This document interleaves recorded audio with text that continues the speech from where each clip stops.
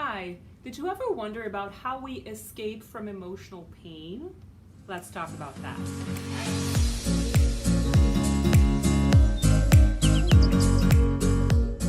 Hi, I'm Paola Ranova, founder of Ranova Enterprises and creator of the Cardinal Method of Life Connection. And today we're going to talk about escaping emotional pain.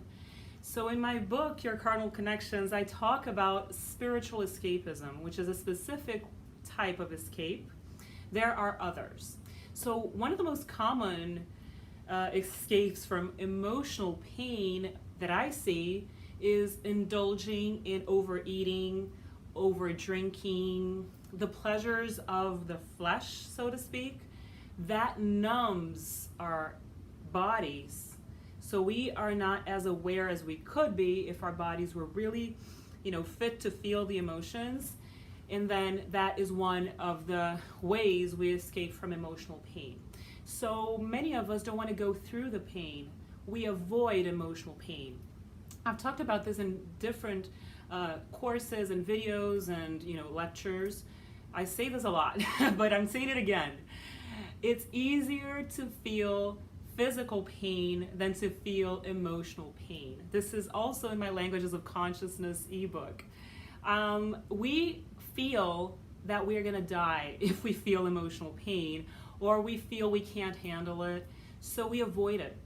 But it's there, that's the problem, and it snowballs. So it's going to fester in your unconscious mind, and it will make itself be seen in symptoms, in self-destructive habits such as overeating, overdrinking, doing drugs, and all kinds of destructive behavior. And avoiding pain does not solve it. So that's one thing. Two other things that are more sophisticated and actually become lifestyles, and then I will put myself in the spotlight for this because it's something I observed in myself. It took me a while to see what I was doing, but I observed people around me in the same situation, and the more I saw how the escape mechanism was working, the more I got out of that mode because of my willingness to try to solve this problem. And I'm still on that road. I really am. It's not easy. And I do have the tendency to escape from emotional pain big time. That's why I'm talking to you about it, because I've been down that road, and I still am actually. At some point or another, we always have things to address, right?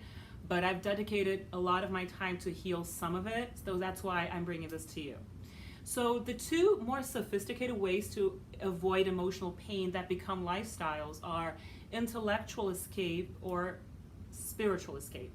So people think that the more they intellectualize their lives and the brain rules their lives and the brain becomes the predominant force in their life, in their psyche, in their consciousness, that they will not be as vulnerable to emotional pain, which is never ever the truth.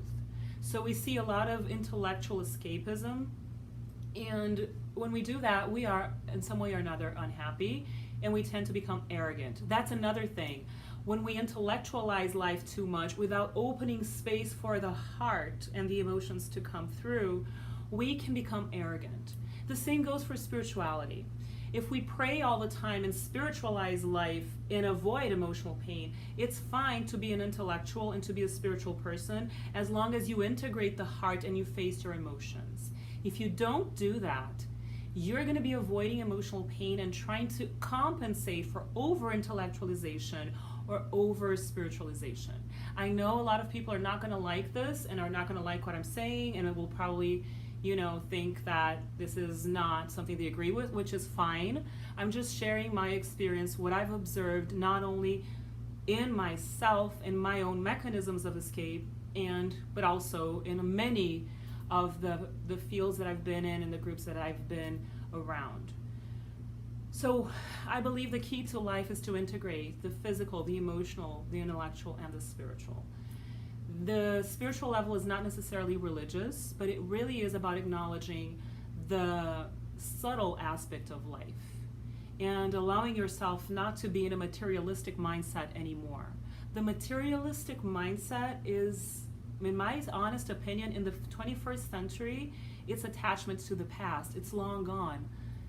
quantum physics is here to say this, neuroscience is here to say this, energy exists, it's very complex, it's beyond matter. Matter is animated by not just energy, but also by consciousness. This is truly what I believe. And as human beings, I believe we should really balance each area of life. We do have tendencies. So some people have an easier time with emotions than they do with intellectual activities. That's out of your comfort zone. That's what you should pursue. You know, if you're very emotional, your brain power will help you balance your energy. If you're too much of an intellectual, feeling will balance your energy. Connecting to your emotions will balance your energy. And also, if you have that balanced, transcending to spirituality, because we always have space to grow. We're never fully realized as human beings, and we can be enlightened, but that's only happened to a few humans in history so far. So us common humans, we have work to do, right? We either heal the soul on the emotional level, or we expand consciousness on a spiritual level.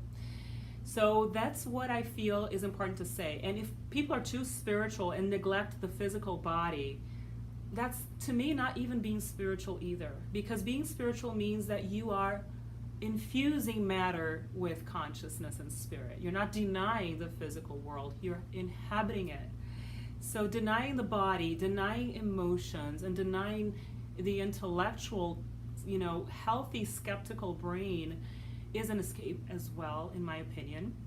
And if people are not ready to address their own emotional pain, you don't want to go there. There is no such thing as imposed help. So do not judge others for this. This is about you. Observe who you are.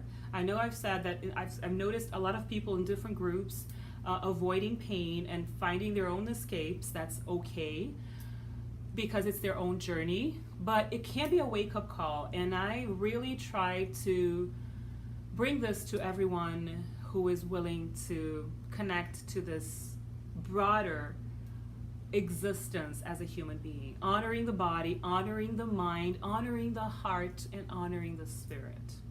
All right? So I hope this was clear. Please ask any questions you want. I would love to answer them. Share your experience and what you think of this topic.